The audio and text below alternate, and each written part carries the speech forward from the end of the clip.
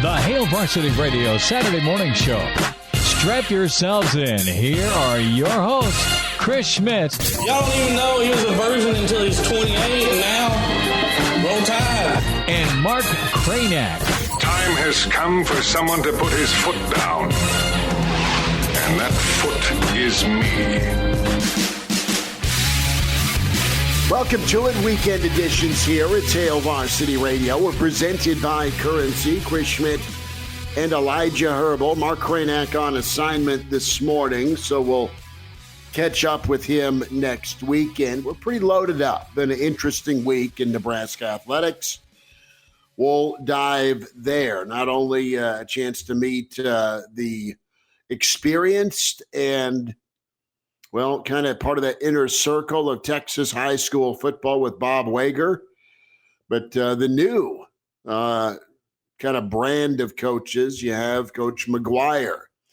Both met the media this week. Of course, Huskers in the Super Bowl, a very real theme going into tomorrow's game with Cam Jurgens, Jack Stoll, and Ndamukong Suh, and DiCaprio Boodle. Chiefs, Eagles will get thoughts on that. Big opportunity for Nebraska basketball this morning, or this afternoon, I should say, is Wisconsin comes to town. Another air quote winnable game.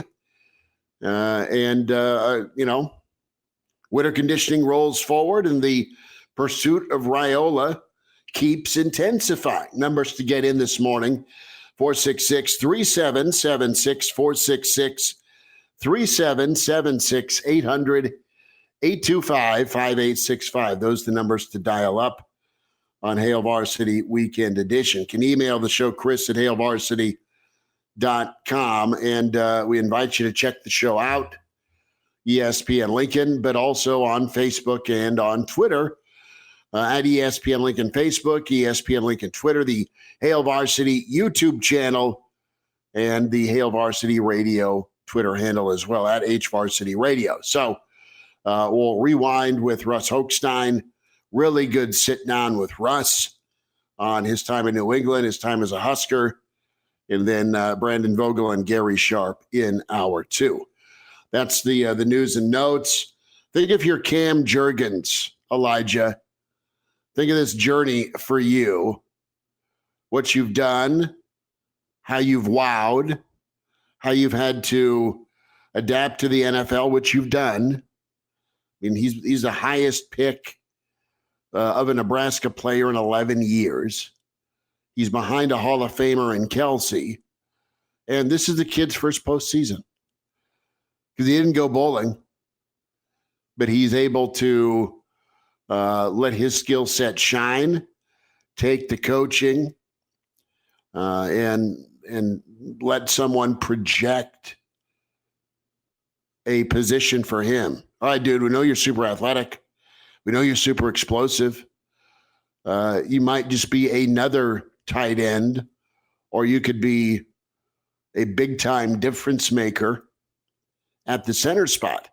He's been a bright spot for a lot of years for Nebraska football on the offensive line. And while he's had a year to learn and study and seen some spot duty, he gets to experience running out of that tunnel down in Chandler tomorrow. Yeah, and that's for a guy who the last time he played in postseason was his senior year of high school for the Beatrice Orangemen. Like, that's crazy to me. That's just crazy to think about. The last time this guy played in postseason was back in, that'd be 2017, my senior year of high school. And now he's playing on the biggest stage. Like, I know college is supposed to prepare you for the NFL in a way. As you go through your college career, you're supposed to get better. And Cam Jurgens did get better. He did prepare physically for the NFL, but nothing in college will prepare you for going and playing in the Super Bowl, especially whenever you're sub 500 every single time you're in college. So I think it's good for Cam, but man, what a shock to the system this has to be to be on a football team this good that's going and playing for it all after years and years of just toiling in the muck and the mire of Husker football, to go to the mountaintop of football in your first season in the NFL. It's pretty weird to think about. I think of Nate Gary as well, as he's a fifth round guy. I'm getting some horrid echo right now. Is that better? But Nate Gary's a guy that found his role was pretty explosive for Nebraska and part of that initial Super Bowl championship with Philly. A couple of good stories, though, on Cam. His family's salt of the earth, proud farm family, and invite you to read those. But, I look at Nebraska, and this is just something that we'll see what they do and how well they do, because I think it's coming, and we touched on it a little bit earlier in the week, and that's kind of the tinkering part of things, right? Cam Jurgens is an example of tinkering from tight end to center. Hassan Reddick's an example of a tinker, safety to outside backer or hybrid guy by Philly in the NFL. And Elijah, we're going to see a lot of tinkering, finding best fit, be it the offensive linemen that Nebraska brought in for this recruiting class. Do they stay on offense? Do they move to defense? Or do they move entirely? Who knows? But tinkering's been good for Nebraska football when you go back to that switch to the 4-3 defense with Ed Stewart and some guys that were really high-level plays, Jamel Williams for sure, Terrell Farley, and even on the defensive side of the ball, guys that were going to be outside backers moved to defensive end, like the Jared Tomiches of the world. What was his position in the NFL? It was middle linebacker, but he was a beast of a defensive end for Nebraska on the line of scrimmage. So, tinkering will be good, and you just got to kind of trust the tinkerer. And I think Matt Rhule's done a good job with that. And credit where credit is due. I mean, Scott Frost, the guy that's taken a lot of shots over the past couple months since being let go from the University of Nebraska. But let's give credit where credit is due for seeing that talent projection of Cam Jurgens as a center, because not many people actually did see that. So give some credit, because he's a 6'4", 240-pound tight end, athletic as hell. Like, you remember that video from his senior year of high school where he jukes a dude, he spins around a dude, he jumps over a guy, and then he drags the defender into the end zone back for his senior year for Beatrice, like a 70-yard touchdown. I'm not sure if you remember that highlight or not, Schmitty, but the dude was a very, very talented tight end. And when you look at what Scott Frost needed in the Big Ten, I mean, tight end was an important position for him, and he took that guy in Cam Jurgens and said, you know what? First year on campus, first couple of months on campus, and you're a center, bud. And he was right. Like, and Cam's even said that in interviews since then. Like, you know what? After my first couple months on campus, I did realize I was tired of running routes. I liked blocking a lot more than I liked running routes, and it was the right positions for me. So credit where credit is due to not only Scott Frost, but to Greg Austin as well for making that switch in the first place. But back to your point of tinkering, you still sit here, and we've had this conversation over the past couple weeks of what candidates are there on this team for tinkering and position switches and where could guys go. And I'm sure as this team goes through winter conditioning, some of those questions are starting to be answered, and we probably won't know till spring or maybe even fall what some of this tinkering looks like. But I think it's going to be a good amount of it as we go through spring ball, just because of how competitive it's going to be, fighting for a roster spot. You know what? You want to see the field. We see you as a fullback, bud. You want to give it a go as a fullback. I'm curious to see. That's probably one of the most curious places I am, just from a place of, man, Husker fans have been calling for a fullback for years. A fullback is the classic quintessential Nebraska position. I do wonder what a fullback room could look like once fall rolls around, and who could be in that room. What guys potentially move over from the defensive side of the ball? What guys maybe backup offensive linemen do they see are as a little bit more athletic to go in and play fullback in third and short, fourth and short type situations? So a lot of potential for what this Matt Rhule staff can do with tinkering, just because I think guys are going to be more willing to do it. And that's kind of the hallmark of a team player, is who's willing to put aside what they think about themselves in order to get on the field. And it's a big question to me moving forward, is how willing is this team going to be? I'd assume pretty willing to go through that tinkering, go through that process with Matt Rhule. If you want to get on the field, you got to do what the coach says. But we'll see what that actually looks like once spring rolls around. Well, there are some comments this week by Trev Alberts. I think the World Herald had it when it came to and I'm going to paraphrase some of it, but just the topic of Fred and Nebraska basketball, and, very complimentary by Trev Alberts. Not a vote of confidence, not a he's back, but a, hey, Fred's retooled his philosophy. Fred's got him competitive despite injuries. And he's, for lack of a better term, pretty impressed with the job that they're doing. It's an easy team to watch and root for. I didn't say offense is easy all the time. That's me, not Trev. But no, it's what you want. You just want more wins. He did leave the door open with, how competitive are they as we wind down the season, I think is important. He didn't say he's not coming back. He didn't say he's coming back. But the hint and tone was, dude, Fred, you've been dealt the worst hand imaginable, and you're doing a hell of a good job. That's my deciphering. That's my interpretation.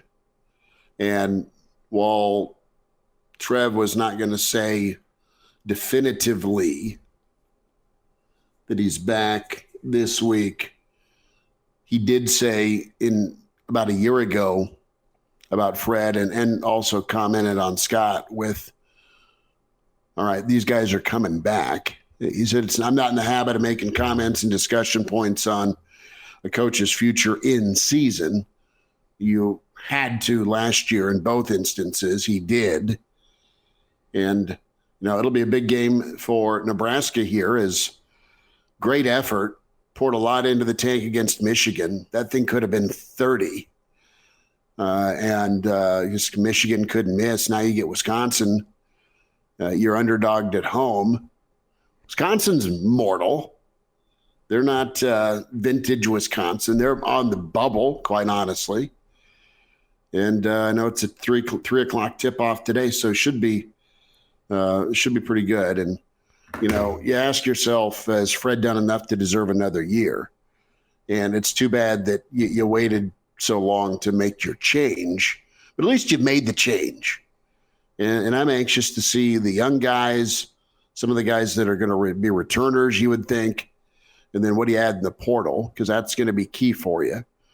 I think he's done enough to be back. I've not been shy about that. I was leaning that way a couple of weeks ago. I don't want change right now. And I understand your pain as a Nebraska basketball fan too.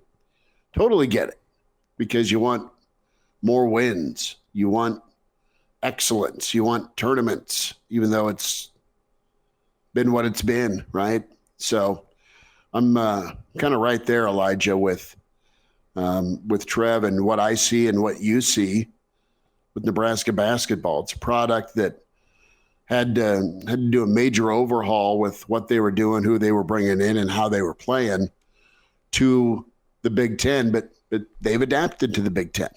And I think the problem in my mind is that if this was year 2 for Fred, which you could even kind of make an argument that this is a true year 2 based on the adjustments that he's had to make, and it's an indictment on him that he didn't have the right plan coming into the Big Ten, but it's forgivable whenever you look at the fact that this is year 2, I think, of having a cohesive plan of what he wants for the Big Ten, a plan that at least seems more likely to work than the original idea he had coming in here. You go, yeah, you've probably seen enough, but the simple fact of the matter is that it isn't year 2. And it's a results-driven industry, college sports, especially the two money-generating sports in college football and college basketball. That it's results-driven. You got to get wins on the floor if you want to keep your job. And Fred simply hasn't done that. But at the same time, I ask myself, do I think Fred Hoiberg is a good basketball coach? And the answer is yes.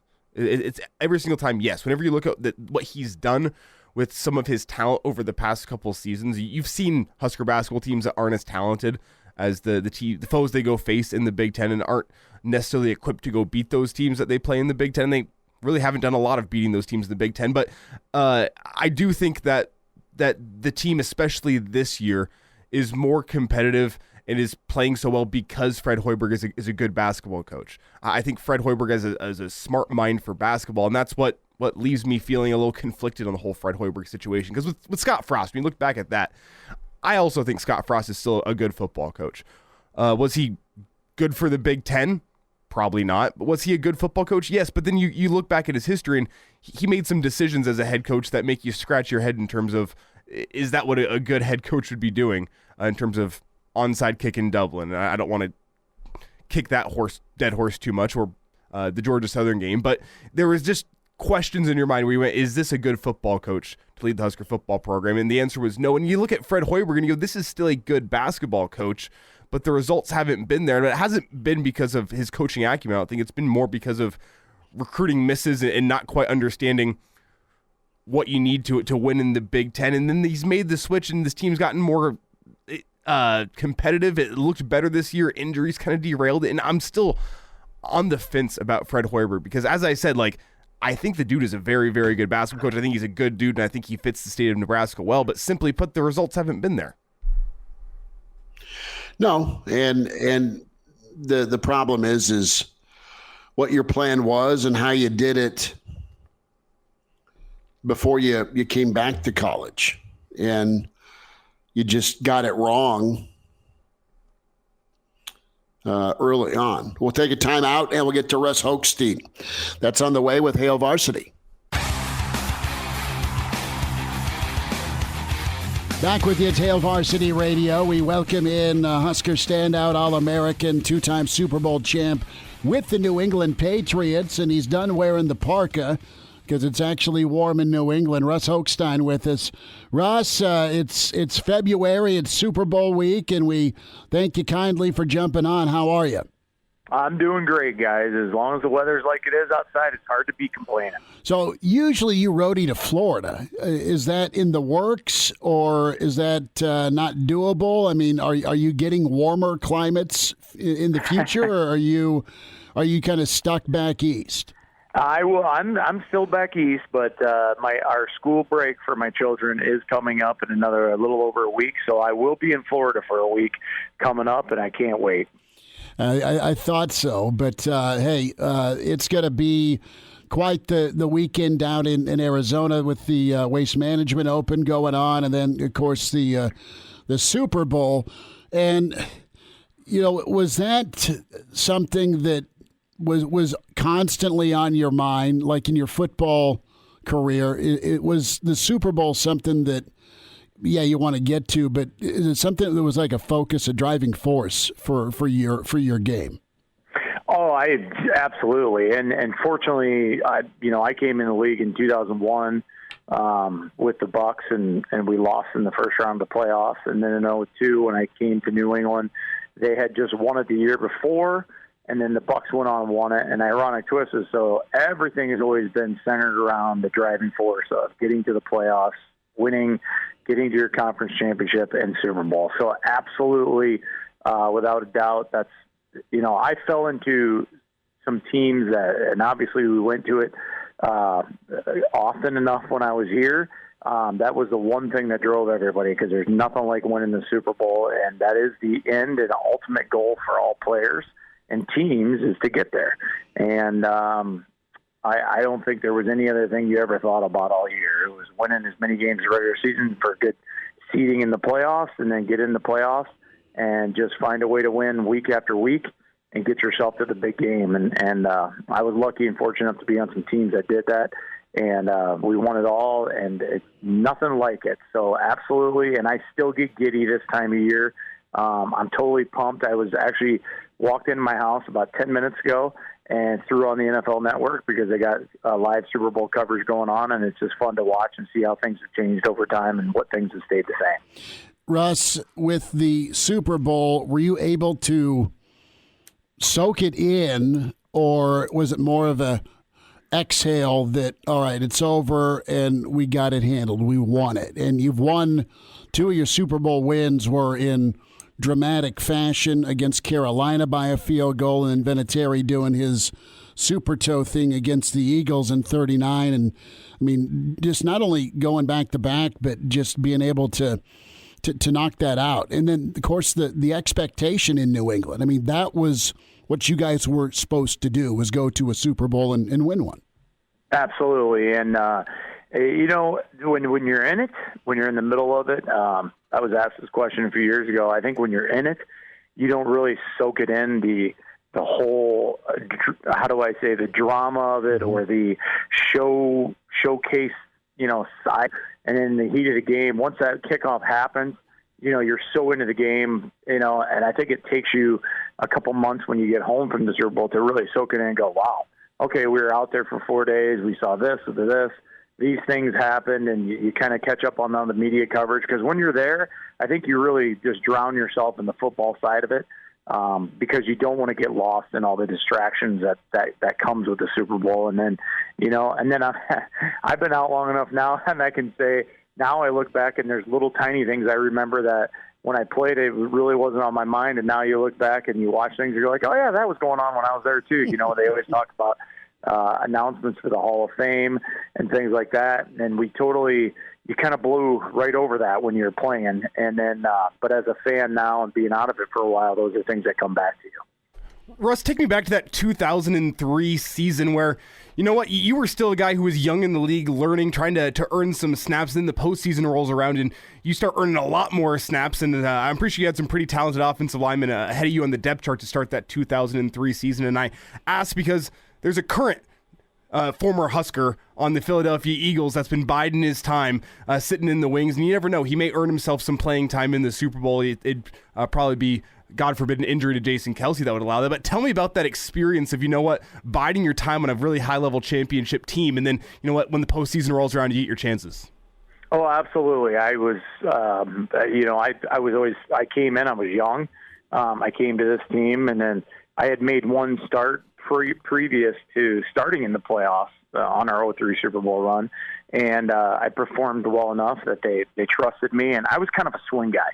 So I played either guard, center, both guard, center. I could be an emergency tackle, and then they used me at other spots, whether it be tight end and fullback and different sets and things like that on offense. And I was smart enough to learn and be able to do those things and play it. I could be plugged in at any time and help.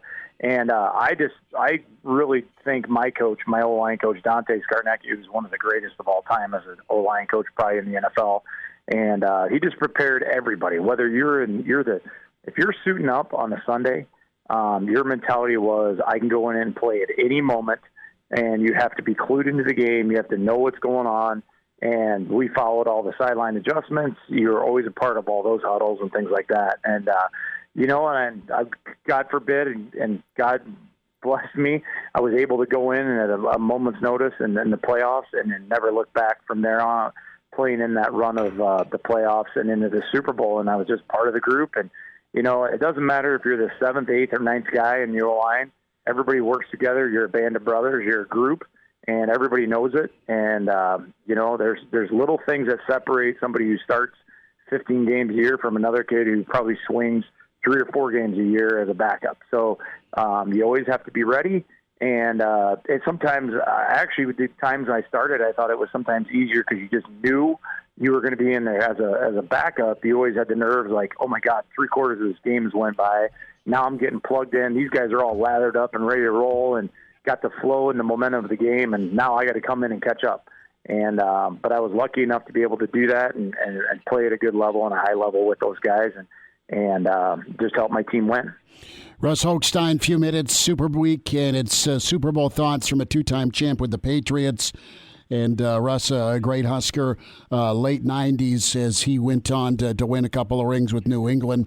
So, Russ, let's get into Coach Belichick and what's the trait or personality part of him that has stood out to you as you look back at how he's been so good for so long, winning championships? When it came to leadership of the team, and you're professional, I get it, but how did Belichick get all of those ingredients to cook? Well, I think he was completely determined. I always feel like if you weren't in the playoffs or you weren't in the Super Bowl, it's a failure. It's as simple as that. I just think he has been around the league so long. He knew what it took to get there, and he's been to so many of them. He knew how to coach a team to get to that point. The season is a little bit of a marathon, and it's not always how you start, but it's definitely how you finish. And a big part of that was once we got to November, Thanksgiving, that's when we used to kind of joke, that's when the real season started, because that's when you put your late season push on, prove who you are, play at a high level, execute, down in and down, down in, down out, and things like that, and really turn the tide for your season. And he did that better than anybody. And as detailed of a man as he is, he spread that to his team, whether it was situational football, whether it's how to handle a fumble on the sideline, whether you're on the offensive or defensive side. What do you do if you're, you got a minute 30 left, no timeouts, the ball's on a certain yard line, you need a field goal. He made sure the team was always clued into all of the details that he worried about, so that there was no, misconception about what we're going to do at the end of the game. And we were very well prepared at all times. And I think that's what drove him for all those years. And then, of course, you got to have good talent, the Tom Brady's of the world, and good defensive players, the Mike Vrabels and guys like that. And you put it together and you hope it works, and your players have to execute. And for the most part, over 20 years, they have here. How did he motivate? Was it fear? Was it, man, this guy's giving me a chance, so I have loyalty to him? What made guys want to play so well, or was it intrinsic with just the personalities he collected and signed and drafted? A little bit of all of that, but I would say the biggest motivating factor is winning. You don't get older veterans to come to your team and buy in right away without being a winning franchise. I think that's first and foremost. Second is, yes, it's reading the players you have, putting the personalities together that will get along, that'll work together, that'll row the boat all in the same direction. And, and maybe there's some new guys coming in, and there's a little bit of fear down there at the bottom when you're first starting out, and then there's praise as you get older. And so he knows how to do that really well, and that comes from years of coaching experience. And he did it as well as any coaching, or I should say this, of all the teams I was on, he did it just as well as anybody, if not better. And that's probably also another big reason why he's one of the greatest of all time at that. So, but winning was number one, and he used to have a saying, winning is good for all. You win, a lot of your problems go away, or they at least can be pushed off. If you lose, it all comes to the top, and that's when you have problems. So winning is good for all, and it motivates everyone. Russ, in your opinion, how important is the coaching factor whenever you're evaluating this Super Bowl? I mean, you played under Bill Belichick, one of the greatest to ever do it, and the Chiefs have another guy who's probably going to go down as one of the greatest to ever do it, and Andy Reid, going up against Nick Sirianni, who's a little bit on the younger side, hasn't been there and done that. And I want to get your take. How important is that going to be in a game like this, where the Eagles have the talent edge on the roster, but I think the Chiefs have the talent edge in the coaching box? I would agree. I would agree with both statements. I think both sides are extremely talented, whether it's coaching staffs or players. So first and foremost, you don't get to where you get without being talented on both sides. But yes, I do think the Chiefs sideline has probably more experience. They've already been in a Super Bowl. They've been in one not too long ago. And, going back to just our own thoughts of like the Bill Belichick world and the era that we were here, you know how to warm up for games. There's little tweaks that come into a Super Bowl that can really throw people off, and distractions that throw people off. And if you've been through it, I think you know how to manage it better, maybe a little bit, and how to handle distractions, how to keep your team focused at the right time and on an upward trend as you get into the game. So there's not this whole, hey, we have all this hype, and then there's a letdown, right for the Super Bowl for some teams and things like that. And you come out and you be ready to play. The other thing is, veteran staffs in the Super Bowl always, and I remember Bill saying this too, the game is played completely different from first half to second half. It may not always appear that way on TV, but whether it's calls, adjustments, momentum swings, because it's not really a home field advantage. And the Super Bowl, and then it's the longer time out or halftime in between and all those things. And they play into this where emotionally as a player, you gotta kind of handle the distraction of that longer halftime. Hey, come in, talk slow, work your way up as you get out of the door and be ready to warm back up for the second half because it is longer and it's something you're not used to. So older staffs, or I should say more veteran staffs, probably know that. Younger staffs may not know that. But again, talent usually will find a way to percolate to the top and can win a game. So it doesn't matter whether you've been in one of these or 30 of these, and how the ball bounces, whether you turn the ball over or whether you don't, will have a huge impact on who wins and loses. Russ Hochstein talking Super Bowl 57 and his memories of the Super Bowl with us, Hail Varsity Radio. Russ, is there a kind of a flashbulb moment or memory for you with Tom Brady, either in a huddle or a big play or a moment in one of the Super Bowls? I always, that's a great question. I have a lot of great memories of the Super Bowls, but I just remember my first one in 2003 in Houston when we came out and standing in the tunnel. They held us back for 20 seconds. We all came out of the locker room, and then they kind of held us by the overhang where they come out, and it was kind of dark because they were going to open this thing, and all the smoke and fire and all that goes off. And I just remember looking at how quiet, and all the years I played football, you got guys screaming and yelling, ready to rock and roll, and how quiet it was. As a group, we're locked in, guys. And I remember Tom was always at the front of that because he'd run out and do his famous "let's go" at the other end. And I just remember him turning around, Troy Brown and a few others, and just the looks on everybody's face, like, here we go. And there wasn't a smile, there wasn't a nervous look. It was just that dead stare of let's rock and roll. And I'll never forget that to this day. What it took that first time running out on the field for a Super Bowl was like. And I remember looking at all those guys as they were out in the front of the pack, standing there, and it was like, well, those are the guys we're all relying on. Their leadership, they've been through it. Here we go. And definitely great memories. And there's some things I probably never can repeat either because of the language, but we had some good huddles. We have a bleep. I don't want you to lose it. I don't want you to lose it, guys. Russ Hochstein's with us here. It's Hail Varsity Radio. And Russ, when you look back at those Super Bowl memories, I just need to know, what's the better memory in your mind? Is it hoisting the Lombardi Trophy on the field following the game, or is it that Super Bowl parade the next weekend in Boston? Oh, they're both awesome. Probably the field, being on the field, though, and having your family come down. I don't know if they're allowing it like they used to when we were there. But as players, we used to find our families in the stands and get them down on the field, and the confetti's coming down. I don't know if there's much of a better feeling than that to have, because you're standing on the field, you're just done with the game, it's raw emotion, everybody's looking at each other, and you're like, man, we just did this, and your family gets to stand next to you and celebrate. It means a lot. The parade is a whole nother different level because you just can't believe this many people come out to celebrate with you driving down the street in a bunch of duck boats. And that's pretty amazing in itself. But I would have to say I probably lean towards the field just because your family can be a part of it. Well, Russ, before we get you out of here, who do you think is going to be hoisting that Lombardi Trophy this year? Is that parade going to Philly or is it going to Kansas City? I believe it's going to Kansas City. And I would say that because I think and you touched on some of these points earlier. I think there's a little bit more experience on that side, both coaching and players. Players have been through it. And I think their quarterback's a little bit, he's definitely got a longer tenure than the other one and has been through it, in the last few years. So I like their chances a lot.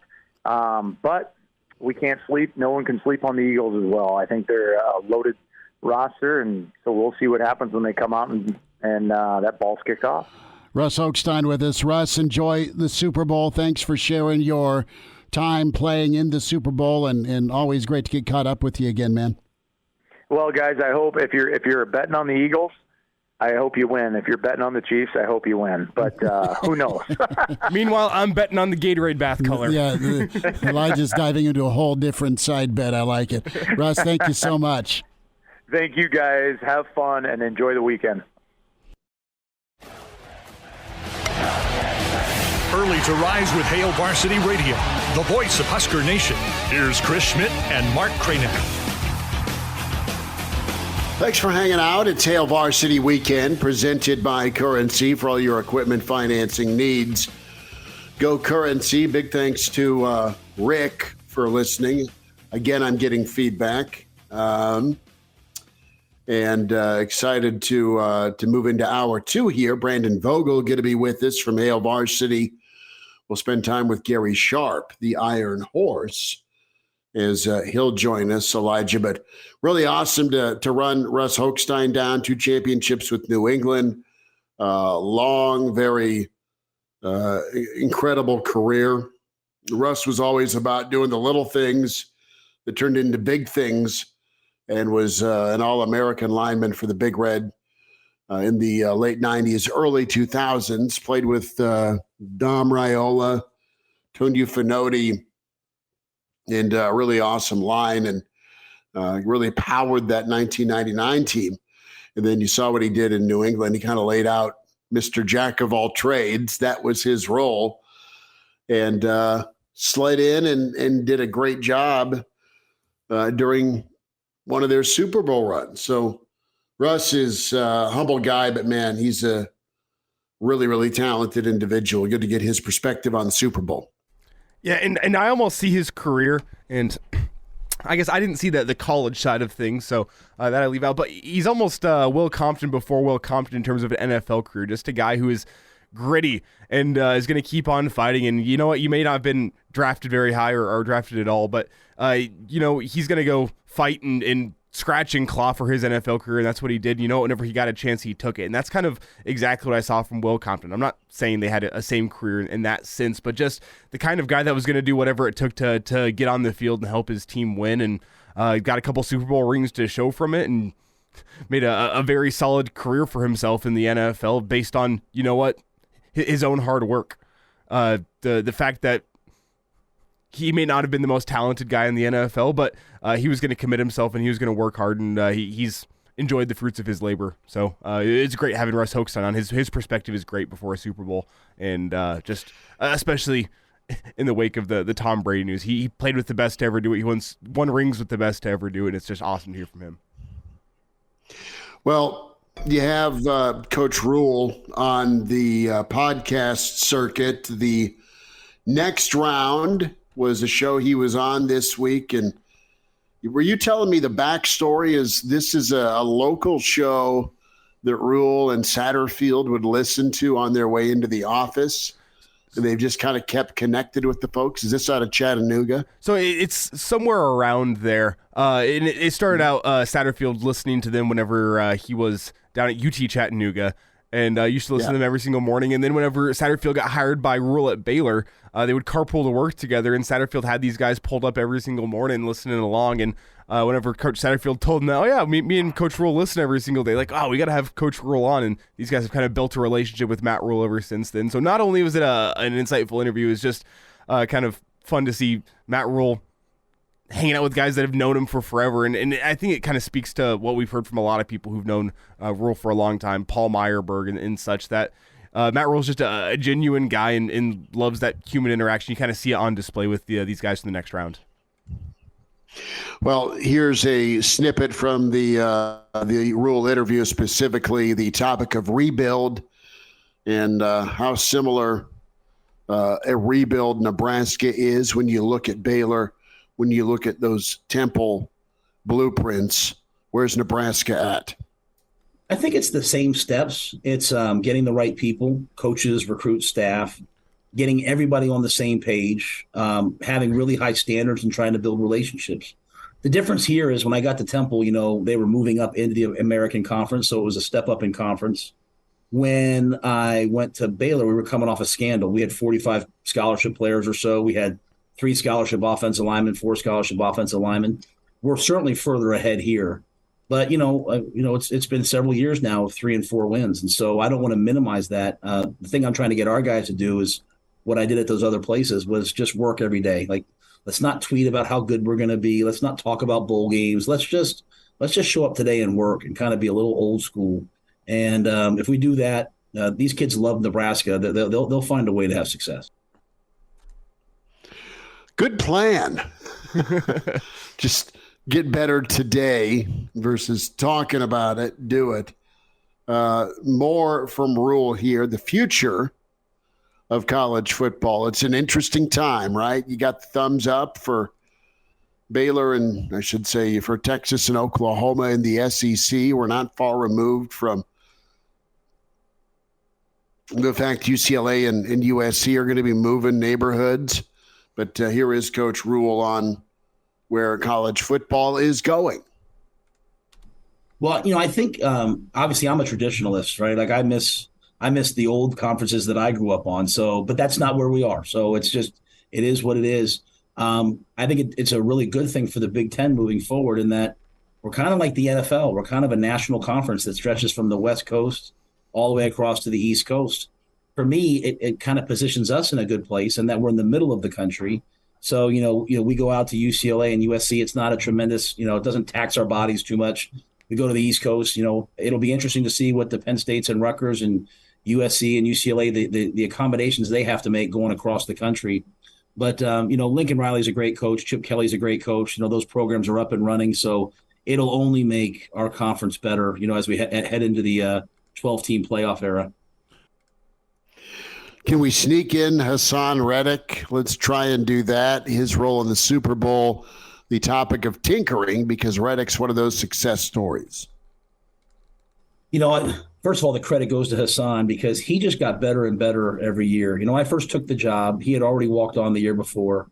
And Fran Brown, who's the DB coach at Georgia, one of the best coaches in the country, in my opinion, Fran said, "Hey, Coach Rhule, you played for me. Hey, there's a kid here that was, here last year." And so it was just about getting him in the right position, right? So we tried him at outside. He was a safety. We tried him at outside backer. And then eventually we moved him to edge. It was going into his senior year where, he had been a good player, had been all conference the year before, but was like a 7th-round pick. And all of a sudden the light went on. That's the one thing in this era now, the transfer portal era, the NIL era, the come out as a 3-year guy era.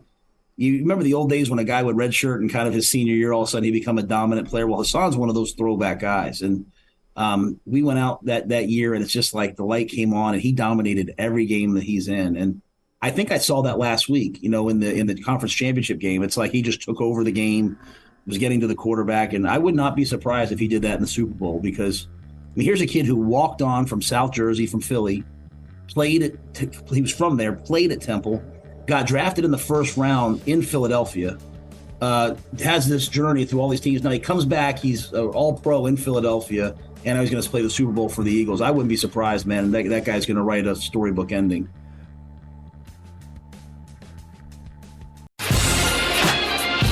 The Hail Varsity Radio Saturday morning show.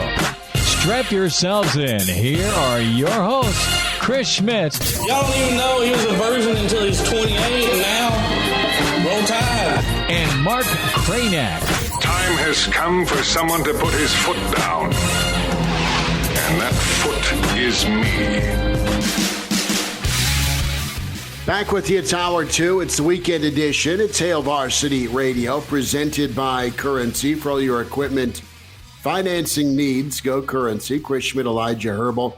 Mark Cranack on assignment this morning. We welcome in Brandon Vogel, HailVarsity.com and magazine at Brandon L. Vogel on Twitter is where you find him, managing editor, and his book with John Cook, Dream Like a Champion. Vogues, we're getting down to the finish line here of football season. Super Bowl tomorrow.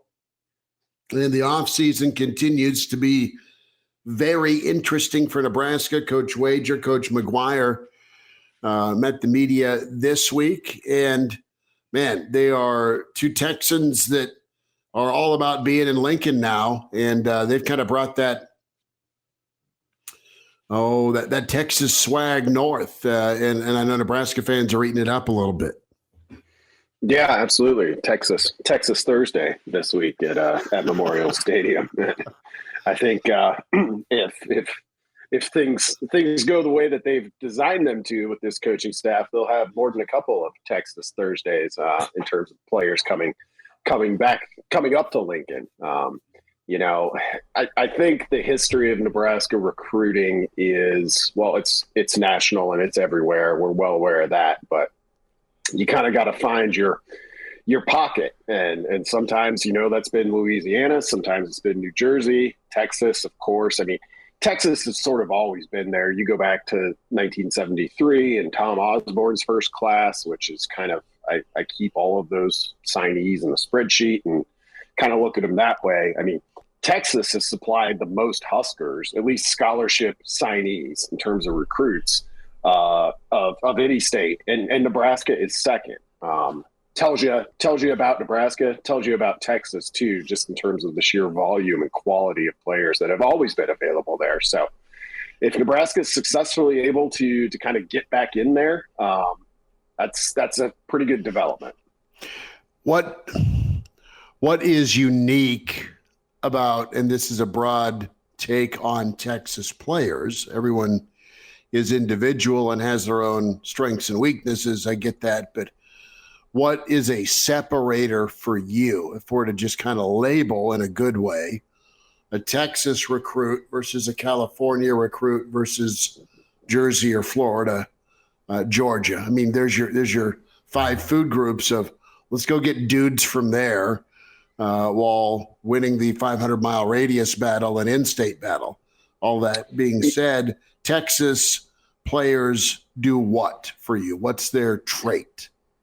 I think just the magnitude of football itself is the differentiator in my mind. I mean, we've all seen, kind of and gawked at occasionally the stories of, multi-million-dollar new stadiums for a city that, not just rival, in a lot of cases are better than some of the G5 stadiums that current FBS programs are playing in. And it becomes a little bit of a cliche, but the cliche comes from somewhere, right? Of, just how big those games feel in Texas. And it's not that high school football games aren't big other places, but, I can be in Georgia in 5 minutes. And Georgia has a proud high school football culture, a lot of talent. We've seen Nebraska be involved down there a lot more of late. And it still doesn't quite, in my opinion, my experience, rise to what I've seen of high school football in Texas. And I think that's ultimately it. There's also a piece, maybe the last 20 years or so where high school football in Texas, was really kind of in lockstep, I think, with the offensive evolution that was happening in college football, primarily the move to, spread concepts. I mean, Art Briles before building Baylor, and then sort of inadvertently or advertently, however you want to view that, kind of tearing it back down, was a high school coach. Joey McGuire, Garrett McGuire's dad, was a high school coach. That's all well aware. We're all well aware of that story at this point. So I think those two things, like if you're playing high school football in Texas, you're probably getting as close to a college experience as you can have in the high school ranks. And then there's also just the level of coaching and execution and talent there, I think, plays a role too. So, Brandon, whenever you look at just the high school football culture in Texas, you briefly mentioned Joey McGuire, Garrett McGuire's dad. What is growing up in that experience to Garrett McGuire? Like, what does that mean to you? Because Garrett McGuire is a guy that a lot of people doubted whenever he came here, and I'm still seeing some doubt. Former Husker Kieran Williams hopped on Twitter yesterday and I guess, for lack of a better word, just doubted the hire of Garrett McGuire, saying, man, there's nobody else out there. I guess it does show it's more about who you know than what you know. There's just that doubt whenever you look at a 24-year-old position coach at a place like Nebraska. So what does it mean to you that he grew up in that lineage of high school football in Texas? And I guess from listening to him on Thursday, has your trepidation around Garrett McGuire been lessened since this hire was first announced? Yeah, I think there will always be a deal of inherent skepticism just with somebody who's that young, because we don't see it very often. So what did his experience growing up in a football household with a father who was a high school football coach, what did it mean? It means you can hire him at 24.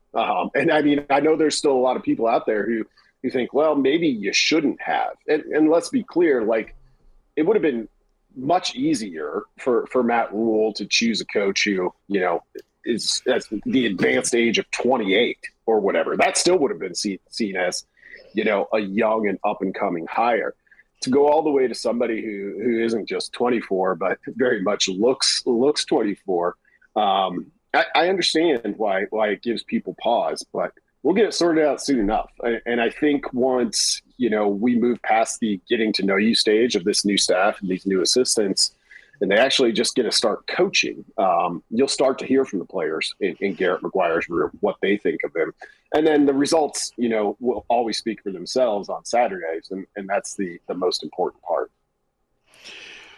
I look at Rhule, and there's favors that happen in all forms of work, right?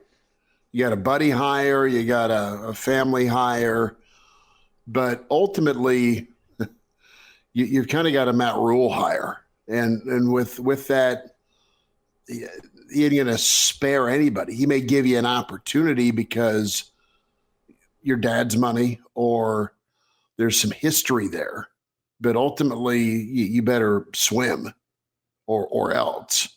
And I firmly believe that. And as far as Chiron's comments, I like the guy. I mean, we've interviewed him, I don't know how many times over his career, and always kind of rooting for him. But that's the, dare I say, beauty of social media. You can come off the top rope, and it is what it is. So you don't bring him to Carolina, and you don't see the Carolina wideouts flourish like they did if the kid call him a kid. The kid can't connect with guys. And I think that will happen. And I honestly believe, Vogues and Elijah, that you've got to have something different, just flat out off the wall different in the wide receiver room in college football. And quarterbacks stir the drink, but you've got Diva Central, man, in the wide receiver room. In college, in high school, and for sure as hell in the NFL. So you just got to be able to get someone's attention, get him to do what you ask. Doesn't matter how you get him to do it. And I think maybe that might be part of Garrett's genius or appeal, where Pop-Tarts and honey buns, sweet. All right, let's do what he says. Let's see if it works. So you just got to be able to connect, and that's Rhule's MO is he's going to find a way to connect with you, and he's going to find a position coach that will do what he wants. And their task is to get you to go buy in and go kill it with your job, that specific play. Yeah. And Coach McGuire spoke about that this week when he was up there. I mean, I don't think you can undersell the fact that he was in the NFL and he was at Carolina. And I mean, you think about the ultimate kind of sink or swim scenarios to take a young coach like that, who's dealing with 28, 29 professionals, 28 or 29-year-old professionals, guys who have been around the league in some cases, guys who are making a lot of money. Like if you can have resonance, if Matt Rhule is willing to bring a coach like that to Lincoln after that experience, tells me what I need to know about how he kind of assimilated in that situation. In a lot of ways, I view college, which he's not much older than a lot of these guys, and in some cases he's not even, but he's somebody who's been in college, who played college football, and has a little bit more experience on those players that are coming through now. So if anything, it probably got a little bit easier for him, I would think. Brenna, I guess the biggest area where I still have concern with a guy like Garrett McGuire is just that the unpredictable nature of college football. That if being a Husker fan over the past couple of years has shown people anything, it's that you should expect the unexpected, and that weird stuff is going to happen whenever you're talking about a team full of 100-something 18 to 22-year-olds. So do you think that there was or potentially was a candidate that would be more prepared to go handle things like the unexpected whenever it happens? A 24-year-old hasn't seen a lot has happened in college football, whereas you compare that to a guy like Mark Whipple, where I know there's a lot of complaints about a guy like Mark Whipple, but he's really seen it all in the game of football. There's nothing that's going to surprise him. So how do you balance that with, you have a guy that has a lot of potential in Garrett McGuire, but also there is some inherent risk of bringing in a guy who's 24 and doesn't have that much experience actually being hands-on as his own position coach? Yeah. There's really no substitute for experience, and like you said, I think Whipple's a good example. however anyone may have felt about how the 2022 season went from an offensive point of view, I kind of look back on it and say, well, it was a year one for a new coordinator, which always struck me as, kind of a bold bet to be like, well, we need some new ideas. That's what they felt they needed to address some of their struggles. But we also knew coming in, it was like win now or else. And we all know how that unfolded. But at no point did you ever lack the confidence that Whipple was going to run into something he hadn't seen before. And, and that's just a trade-off. I think you address that from a head coaching perspective with the other player or other coaches that you hire, your own experience. It's kind of like a hand of cards. You're looking at not just can this guy coach the position and do the recruiting and all the stuff I need him to do, but can he do it in a way that meshes with the coaches over there? You just kind of got to have some confidence, I think, in Rhule's ability to have done that at this point. Vogues, I think that's part of Rhule's plan is to be that mentor. He's not going to expect McGuire to be able to put out every fire and do everything at this young age. He's going to be there for him to bring him along. Or there's a guy like Wager that has seen and done it all for obviously first time in college, but he's not far removed from high school. So dealing with some of the young guys, it's not going to be that foreign to him.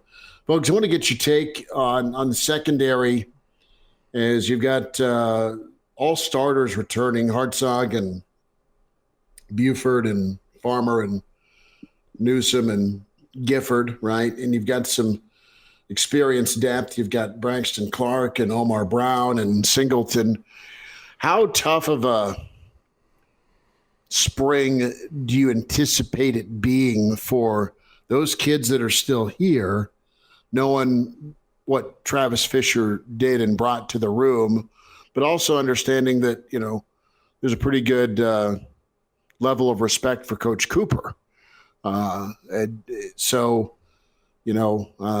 glass half full, half empty, don't know. I'm not in that room, but do you anticipate things off on the right foot with that back end that, listen, I know 3-3-5 or whatever it turns into is going to be different, but you've got a good starting spot, a solidified good group returning for now anyway. And I think it's an important tone center, isn't it, for just Nebraska overall? How's the reception and relationship of that secondary with this new staff? Yeah, I think it should be a tone setter, not just for Nebraska in the spring, but really all season long. Like if Nebraska is to have the 2023 season, I think everyone listening to this presumably hopes they can have, like, that secondary should be a strength of the team and needs to be a strength of the team. And that's one of those transitions between previous staff to this staff that I don't worry about a whole lot. Travis Fisher, in my mind, and we saw this in listening to him do interviews over the course of 5 seasons, like, was very, very demanding, but also kind of very professional, took a very professional approach. And with this staff, with Cooper in particular, coming over from Carolina, that's the world he was just into. And he is also seems to be a very detail-oriented, driven type of coach. So I think you're going to see a pretty good transition there. I mean, the fact that Travis Fisher is now at Syracuse with Rocky Long, Tony White's mentor, also says a little something to me about what I think this staff is going to find in that defensive backs room once they get the chance to really start working with and instructing these players. I would be surprised if it were a rocky transition. NFL Combine, All-Star Games. We had a chance to talk with Searles this week, and he's been making the rounds with guys he's repping. And you look at 3 guys that got the invite to the Combine, and Mathis and Vogelek, Palmer. Who you betting on? who do you think has the best chance at a pro career? And I'm not asking someone to go be Levante David or Ndamukong Suh. There's guys that are playing in the Super Bowl tomorrow, i.e. Jack Stoll, that found a role and, has filled in for that tight end spot. And he's carved out a nice career. Stoll has. But as we project, I think Nebraska could have some nice names called here this upcoming draft. Do you think Vogel's a guy that could wow? Do you think Palmer's a future star? Do you like Mathis? Because listen, he has showed up at least here in front of the scouts, right? And he had a really good finish with that, and he was pretty dominant against Iowa. I mean, that's how I remember Mathis with his pressures and hurries that fourth quarter. Yeah, of the group that got the combine invites, I think Palmer is the best bet to have a extended NFL career. But I think you're right. Like if I were kind of betting on a little bit of a longer shot, it would be Vogelak in my mind. And I think somebody like Jack Stoll is a useful example there. Good tight end at Nebraska, kind of found the right spot in Philly, and here we are. He's playing in the Super Bowl tomorrow. I could see something similar, maybe not as quickly as it ended up happening for Stoll, but I can see something similar for Vogelak. A guy who didn't end up getting that combine invite in Garrett Nelson. I think what we know of Garrett, he will definitely use that to probably even redouble his efforts of what he's going to do between now and draft day. So I wouldn't rule him out either. Garrett, just seeing how he carried himself at Nebraska and what he was able to do as a Husker. Brady, when you look at the Husker career of Trey Palmer, I mean, the single season was the best single season wide receiver we've ever seen at Nebraska when you look at the stats. And I want to get your take. Is it possible for Trey Palmer to go down as the greatest or one of the greatest Husker receivers of all time, despite the fact that he only played one season? That's the difference between him and a guy like, Irving Fryer, Nate Swift, Maurice Purify, Stanley Morgan. I mean, there's a lot of great receivers that have come through here and had great careers, but no one's had that single season like Trey Palmer. And part of that's due to the changing nature of college football. But having only played 1 year here, can Trey Palmer go down as one of the Nebraska quote unquote greats at the wide receiver position? Yeah, I think it's a tough, kind of an uphill fight, just because it was one season. I mean, not even a full 12 months in terms of his total time on campus. And Trey I always enjoyed hearing from him because it was clear he was very kind of individually driven, a pretty quiet guy for the most part, and that's totally fine. But it was another one of those, I don't know if people got a chance to truly know him over his time in Lincoln. And then there was also, Nebraska as a team just wasn't very good for stretches in 2022. He still put up the single best receiving season in Husker history. But I kind of look back at it and think of some games where, either from how teams chose to defend him or whatever it may have been, it was just kind of quiet from him. So I think all of those things contribute to, he's probably, Husker fans are going to remember somebody like Nate Swift, somebody who had a little more time, probably first over Trey. But I think when you really dig into it and look at the fact of what he was able to do on a team that was 4-8, it should only burnish what that 2022 season was in my mind. Yeah, to your point on consistency, I mean, I remember Purdue and Iowa and smile about that because those were fun. Like, you see a guy go off. That's awesome. If you're a Nebraska fan, then I'm like, okay, guy got locked up by Illinois. Like one key. Anyway, Minnesota and Illinois disappeared.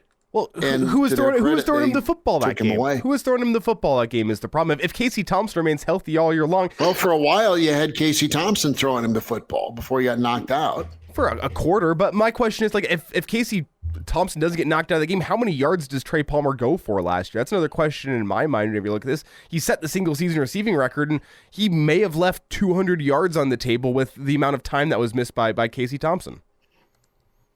He was not getting by Witherspoon. Sorry.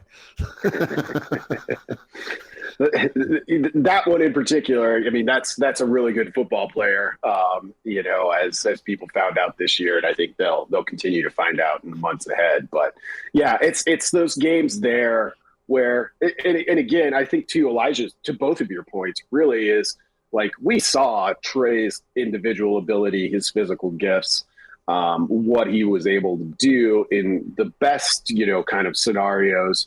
And that was, kind of the thing I'll remember from that is he did have to play without his starting QB for a stretch. And he was playing on a team that really struggled to run the football in Big Ten play.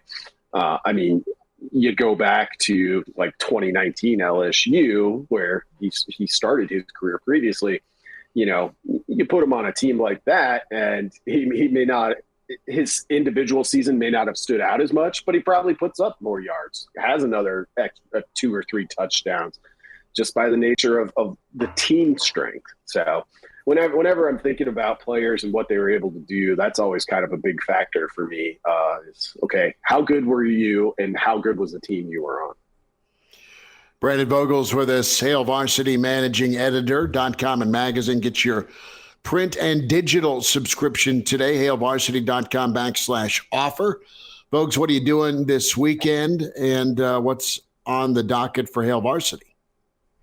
Yeah, so obviously we've got basketball both days this weekend. Jacob Padilla is actually out on assignment at the Heartland Hoops Classic. That's an event he's covered for a long time. So for those of you who are interested in high school hoops coverage, Jacob will actually be out there today. Drake's going to pinch hit for him on men's basketball, see if the Huskers can maybe take advantage of a slight opportunity here at home. But other than that, working on the February issue, which goes to print next Wednesday morning, I guess, in this case. So if you're not a subscriber at this point, still time to get in and get that February issue as your first issue. Drake wrote a great profile of Maggie Mendelson, current reserve for the women's basketball team, but we also saw her on the volleyball court this fall. And then we've got a big softball preview as they get their season underway in the February issue. With some high expectations for Nebraska on the diamond this year. Should be good. Folks, thanks for the time, bud. Appreciate you jumping on. All right, guys, have a good one. All right, there we go. Sharp in the green room. Excited to hear from him here in a little bit. It is Gertie has made her appearance, the German Shepherd. Quick timeout, and we will get all of that Chiefs love shortly here with the Iron Horse. Weekend edition continues. It's Hail Varsity presented by Currency. Glad to have you back. Yes, sir. You heard me right. Here are the guys, Schmidt and Kranak. Well, Hector, here's the game plan. You're going to bring us 2 absolute martinis. You know how I like them, straight up. And then precisely 7.5 minutes after that, you're going to bring us 2 more. Then 2 more after that every 5 minutes until one of us passes out. Excellent strategy, sir. Back in on a Saturday morning edition of Hail Varsity Radio as Schmitty makes his return. Schmitty, you letting the dogs out?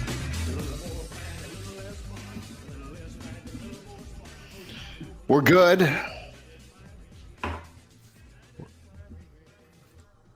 We're good? What? Are we back or are we... We're back. Yeah, we're back. Wonderful. Yes, I had to get water for the German Shepherd before she pawed me. We welcome in the Iron Horse, Gary Sharp, Elijah Herbel, Chris Schmidt, Mark Kranak on assignment this weekend. Sharpie, how's the weekend, man? Good to see you again. I got him muted now. Gary, you muted yourself. Yeah, hold on there. Now can you hear me? We're falling apart. We're falling apart. Technology, Fargo, North Dakota. No, it's Super Bowl weekend. We got a lot of sports. You got Nebraska and Wisconsin today. It's kind of, the thing about it is we've had like nonstop 2 months talking about Matt Rhule. This is kind of like the dead period because there's nothing until, the start of spring ball. Mm-hmm. But I actually kind of like the downtime and, of course, Super Bowl weekend. So hope you guys are doing well. You all look good. We're good. Good to see you. Love Fargo. It's been a while since I've been up to Fargo. Yeah, great movie. Great movie. Oh, geez. That's a smooth smoothie. The Hail Varsity and Hail Varsity YouTube channel can watch this glorious show every morning. I can't believe they named a whole city after that movie. It's incredible to me. Yeah, it's quite good. Are you sub-zero up there, or is it balmy in Fargo? You know what? It's not bad. It's below freezing, but it's okay. It hasn't snowed here for a while, so most of the streets are clear, and yeah, it's not bad. I do like Fargo. Fargo's a lot larger city than I think most people realize, but it would be tough about 6-7 months out of the year to live up here. You know, you just get those 5 months of warm weather, so you can hit the lake or whatever. Mm-hmm. No, it is frigid a lot of times, but they do well, and they have their own language. It's really cool up there with their tone and accent. I love it. But give me more North Dakotans on the offensive line, right, Sharpie? Oh, yeah, guys that can lift a lot of weights, that can push a lot of people around and be good in the Big Ten, just strong oxmen that kind of like remind you of Paul Bunyan, that is not in North Dakota, but it's over in Minnesota, eh? And, the big blue ox. Yeah, that's what we need. We need more up here. They tend goal and catch fish. I mean, it's wonderful. So you mentioned Rhule and where things are at. We'll start there. Any takeaways from you with Wager and McGuire, just from their presser? You know what? So I think if there was a head coach that didn't have a track record of hiring Garrett McGuire type people, you would be very, very hesitant on this hire. But Matt Rhule has a track record doing that, because that's kind of what happened to Matt Rhule. I think, Garrett McGuire is exactly who I thought he was. Someone who is young, that is very excited, loves the opportunity. And I'm sure in 10 years, we're going to look at this and go, man, that was an upcoming star. I wondered about a young person in a wide receiver room where wide receivers primarily are divas. I don't think any of them are going to disagree with you. And he seems to have the right vibe. And when he went into, the honey buns and the Pop-Tarts and guys coming in and hanging out with him, I think that's a good sign. Because remember, they got 16 scholarship wide receivers. So there's spring football is going to be very interesting, because there's not going to be 16 scholarship wide receivers when we get to the start of fall camp. So he's got a chore on his hands to figure out that room, but he is everything I thought he would be. And it's isn't it refreshing, guys, to have somebody more closer to Elijah's age that is, a football coach and is excited, just talks. He doesn't talk in coach speak. He talks in Garrett McGuire speak. So I was kind of, that was a fun little moment with him to hear him, meet the media for the first time, and all of us to get to know him. Well, Sharp, you say closer to my age. He's, I think, a month and a half older than me, which is just so crazy for me to think about.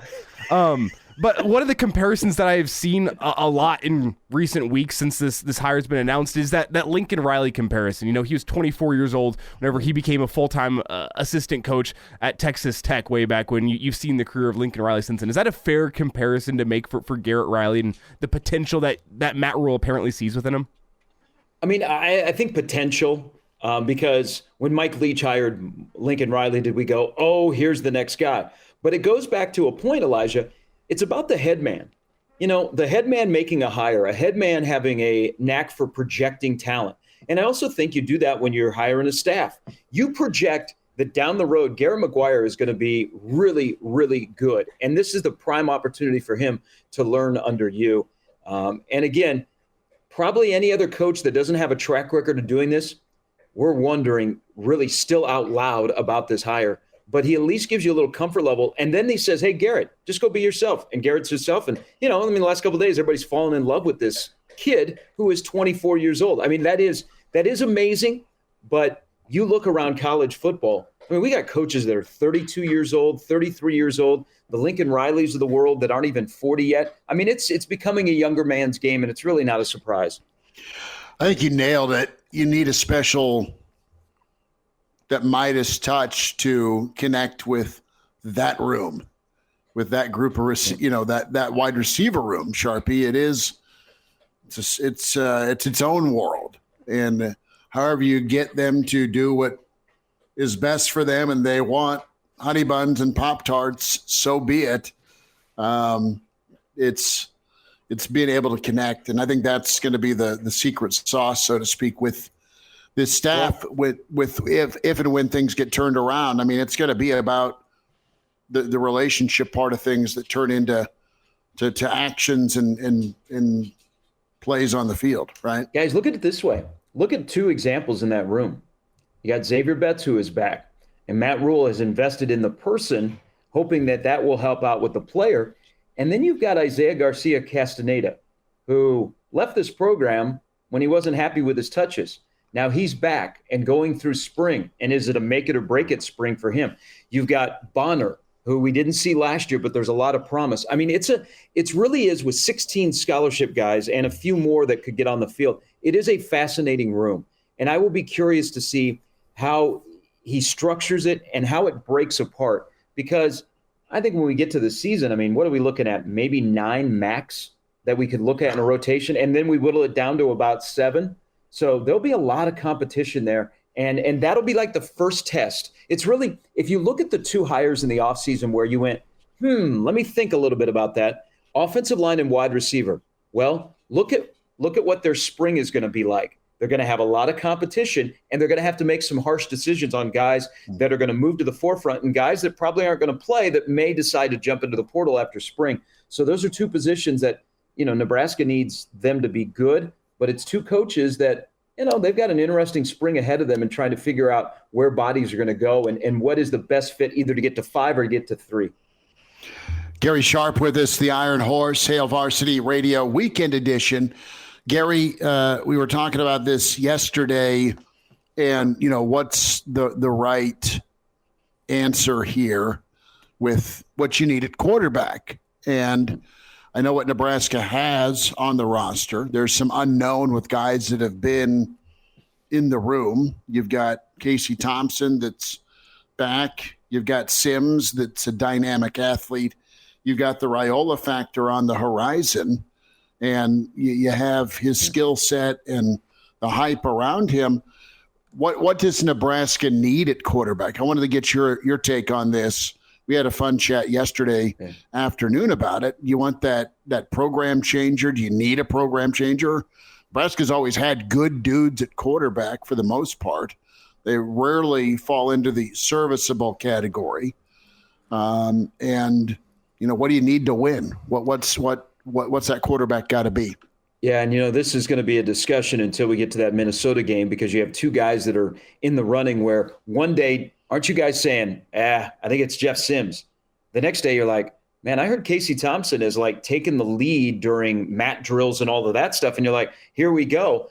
First of all, I think they need somebody to stay healthy. It's been very rare that Nebraska's had a quarterback start 12 games in a season when they've gone to the 12-game schedule. And both of these guys have missed time due to injury. I also think you don't need a quarterback to be Superman, but I think you need a quarterback when it's time to be Superman. You are making plays, you're clutch. And I think just to get guys in the right spot and to run the offense effectively. I also think it's not just on the quarterback, but as we saw last year, man, you have to be in sync with your OC and the quarterback. They've got to be on the same page. Hey, I can't do this. You can't make me do this because it hurts our offense, and vice versa. So, that's where Marcus Satterfield, an advantage for Jeff Sims is Satterfield's going to see up close what Jeff Sims can do in real live action. Casey can be off on the side and get mental reps, but you're also working with the wide receivers. But I think just being consistent and making plays when you need to make plays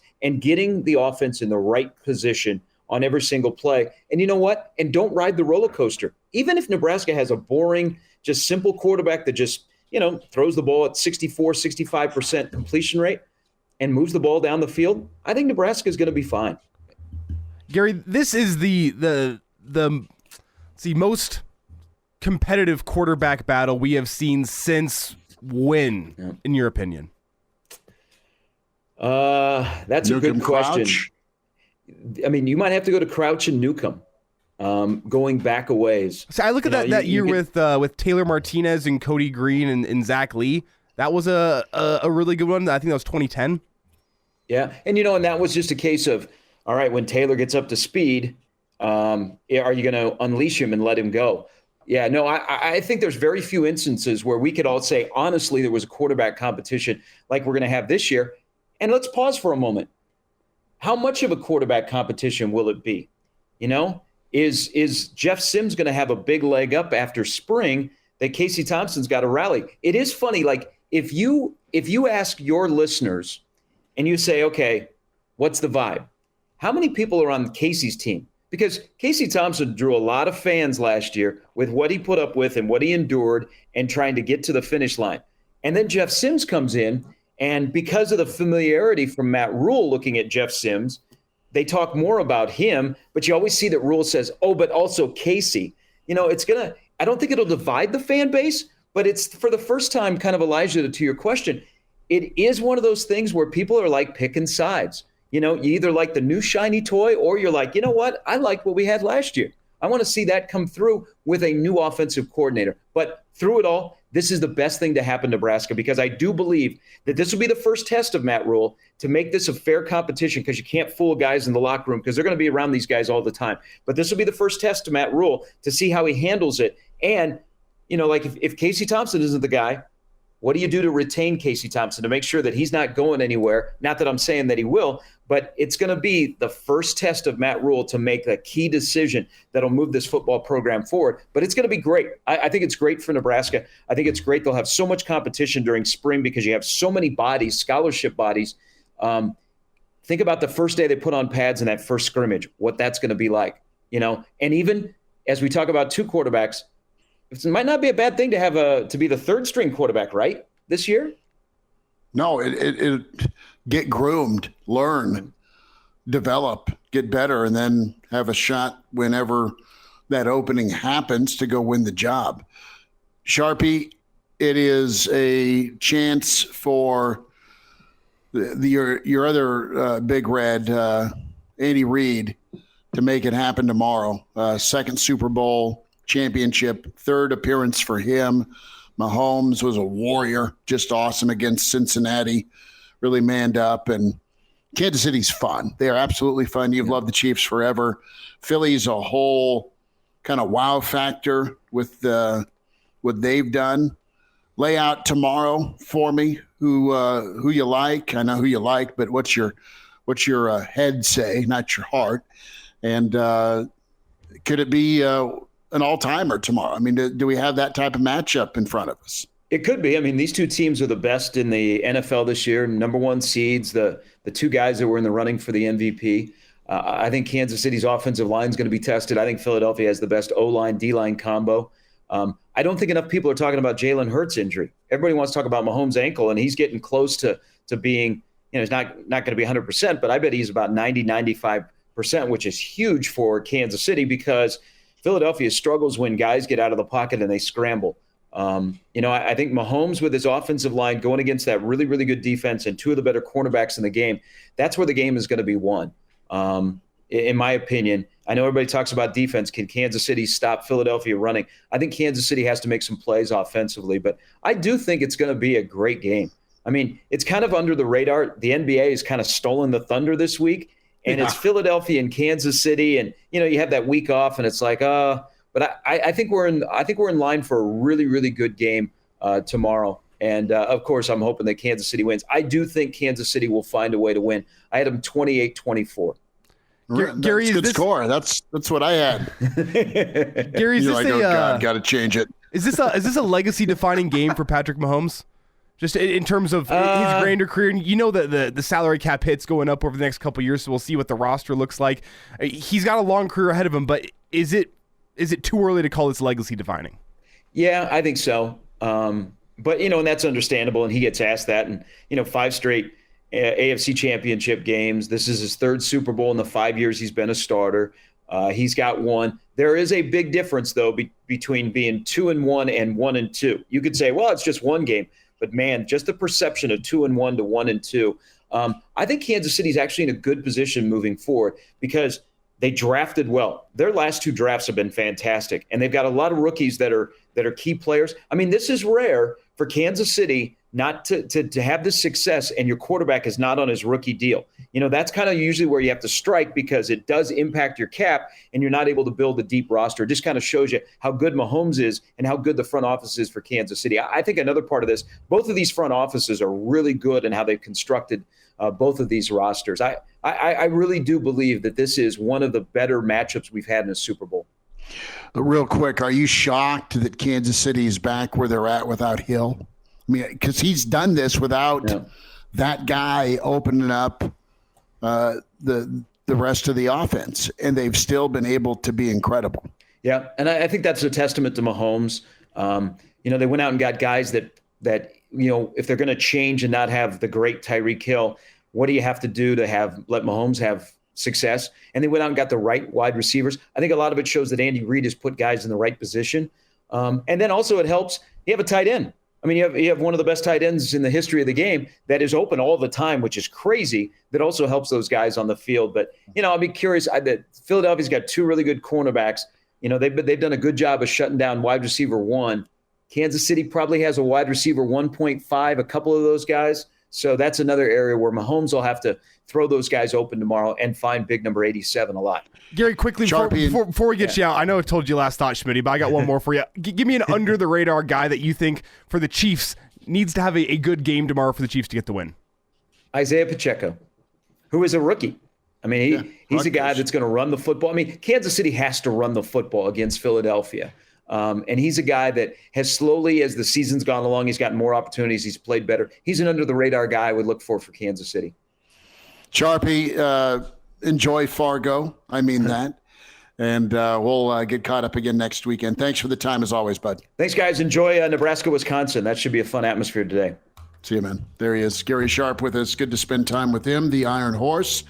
Elijah Herbel, Chris Schmidt back next weekend with the weekend edition of Hail Varsity. Can always find the show, Spotify, iTunes, Google Play. Subscribe. Tell us what you think. And also the video portion, the Hail Varsity YouTube channel. Elijah, get those ribs marinated and thrown on the smoker. And we'll check in a little bit later over on KFOR with a girls' boys basketball doubleheader right around 5. Take care. Enjoy your Saturday. Thanks for listening with Hail Varsity.